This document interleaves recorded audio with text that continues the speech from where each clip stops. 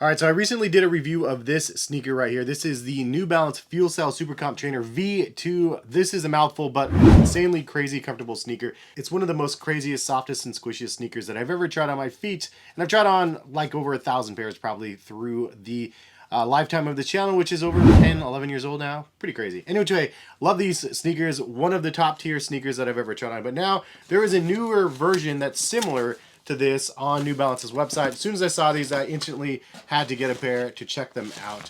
And we have a trail version. So I do like trail versions.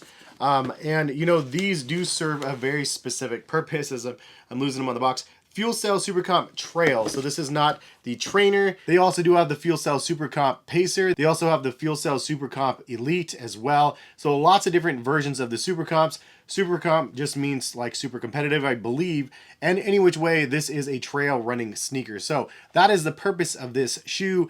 And the way that this shoe is presented and the price point of this sneaker retailing at $200 lets me know that this is supposed to be a higher tiered running sneaker for people that really run trails seriously.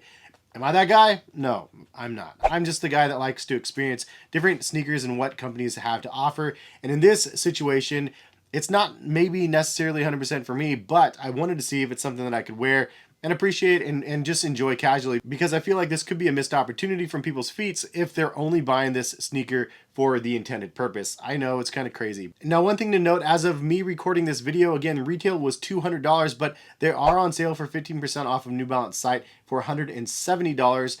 I don't know why they're included already because they literally dropped like a week ago, but they are available right now. If you guys would like to buy a pair, check the link in the description of the video. I'll also leave a comment pinned in the comment section for those people that want to shop. And if you guys do use my link, it lets New Balance know that you guys mess with the channel, and it's greatly appreciated, and it definitely supports me directly when you guys do that. So from the website, these are 9.6 ounces in a men's size 9, and the description says, for the trail runners that have a need for speed, the New Balance FuelCell SuperComp Trainer features Energy Arc, a technology system that helps to provide maximum energy return. The shoe's lightweight and secure upper has a sleek design for a breathable feel with Vibram Lightbase and Megagrip outsole technologies, providing impressive grip, traction, and durability on wet and dry terrain. The FuelCell midsole adds a propulsive feel and cushioned underfoot. So I got these in hand, threw them on feet immediately, and wanted to see how comfortable they were, because I think FuelCell, I think crazy soft squishy feel, I think SuperComp Trainer V2s, which is absolutely, again, monstrous on the midsole, and same as the Elites. However, this doesn't have that same stack of midsole, and obviously for the design and the intended purpose, they couldn't make it that big. You'd be unstable on the rocks and stuff. So I think they included the right amount of FuelCell in this midsole. It's definitely soft and squishy, feels great underfoot, but it is not as crazy soft as some of the other stuff. The other thing that you notice immediately when you put these on is the lugs on the bottom of the shoe. If you want something that has some crazy traction, some grip, especially if you're doing some trail walking or running, these things have some pretty nice grip on the bottom. It's very, very grippy. It's something you walk around and you feel like there's something substantial underfoot. Now, I was kind of worried about this little middle section right here, because you do have that little plate in the midfoot of the shoe, and if you're climbing over crazy terrain and crazy rocks, potentially you can get something stuck in there. I think on average, for the most part, people usually have the sense to be swift and go around the giant rocks and sticks and stuff that are sticking up. But I guess it could be potentially some sort of a risk there, but just throwing that out there. And the upper is very interesting as well. It has kind of a recycled vibe with the mesh on the upper, and it is a pretty breathable upper as well. However, it is not as breathable as the SuperComp Trainer 2s, in my opinion. When I breathe in the toe box of the shoe, there's a lot more that comes through in the trainers. The laces are kind of fire. Not only are they yellow, which accents the midsole of the shoe, they are actually a little bit stretchy as well. They felt nice on feet. And then you do have a pull tab on the tongue and then also on the back of the shoe. Pull tabs, I think, are great, obviously, for wanting to get on your feet. But the only downside is they use the same sort of thing that Asics did with their Nimbus 25s.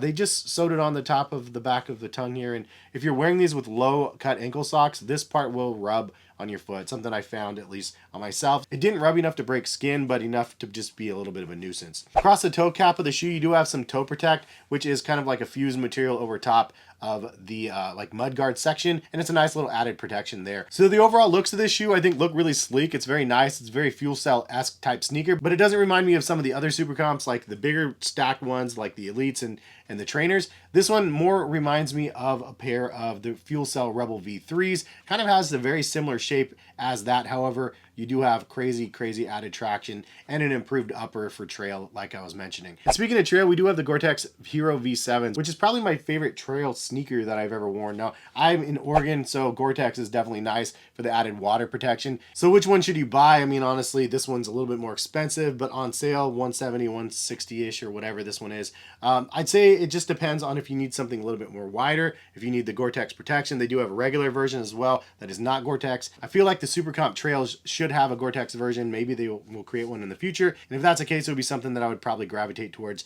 a little bit more. I do like the overall look of the SuperComp Trails better than the Hierro V7s, but the Hierro V7s is goated in my opinion. It's one of the best out there for those people like trail. Now, if you don't need the trail-esque vibes that these things offer, the other option that I'd throw out there is simply the one that looks like it, in my opinion. That's the FuelCell Rebel V3. It was 104 on sale from 130, but now it's 88 bucks. So it's probably, in my opinion, the best sneaker that you can get under $100 if you're looking for something lightweight, breathable, super squishy midsole with the fuel cell in it. And even though it's a smaller stack, you can definitely feel the fuel cell in that guy. And for lightweight, breathable, it's pretty much an amazing pair of sneakers. I'm assuming they're going on super sale now because the V4 is going to be coming out eventually. So I can't wait to get those, and subscribe to the channel if you guys want to see a review of those when they come out, because I'll definitely be getting a pair when they drop. So overall, where do these fit in on your sneaker lineup? I mean, honestly, it's just tough to say. It could be the one-stop shop for those people out there that just want a nice pair of sneakers that is an elevated price point, made for trail running specifically, that you can wear casually. I have worn these casually in the last week, 2 weeks, but they've been great. Honestly, they're super nice, comfortable. I wear these in the backyard playing soccer with a kid just because we're just playing around and stuff. But overall, it's a fun, vibrant looking pair of sneakers, very comfortable, soft, squishy on feet. The overall squishy feel on these are pretty noticeable, and again, very comfortable in feel with the squish as the FuelCell Rebel V3s, in my opinion. If you're looking for more foam and a crazier experience, then the Trainer 2s is definitely the one that's like ridiculous. If you want something that's a little bit wider for trail, Hierro V7s is going to be the better option in my opinion. But overall, this is going to be one of those shoes that is like kind of a luxury item for those people that are wanting to buy it because the price point is so high. But if you need something for trail running, obviously this is a really nice option. So to summarize just a couple of the pros for the shoe, in my opinion, you have a super comfy midsole, you have lots of traction, and the lugs on the bottom of the shoe are very nice. It's lightweight as well at 9.6 ounces, and it is pretty breathable as well. It's definitely designed for trail, and there's definitely a thoughtfulness of keeping debris from entering the sneaker. Some of the cons, it is a little bit narrow. I wish they had a wider version. It's not so narrow that I can't wear them. They fit comfortably fine, true to size. However, I wish they did have a wide version. And the other con is just the fact that they have such great competition. If you're looking for a wider shoe, then the Hierro V7 is like I said, goated. But thank you guys for stopping by and watching the video. These are on sale for $170 as of this point of the video. If you guys want to buy them, again, use the link in the description. And I do get credit for that purchase with New Balance. It lets them know that you guys made the credit through my channel. Also, if there's any other pairs of sneakers that you guys want to see me review on New Balance's website, leave a comment. And if there's enough interest in some of the sneakers, I'll definitely check them out because there's new pairs that come out all the time. I'm excited for a 1080 V13. I'm excited for the Rebel V4s when those drop as well. And then I'm sure there's going to be a lot of other cool stuff that they're having. The Hierro V8, another cool shoe that I would be waiting on. Anyways, subscribe if you guys are new to the channel, and have a good rest of the day. And hopefully we'll see you back for some more content soon. All right, peace, guys.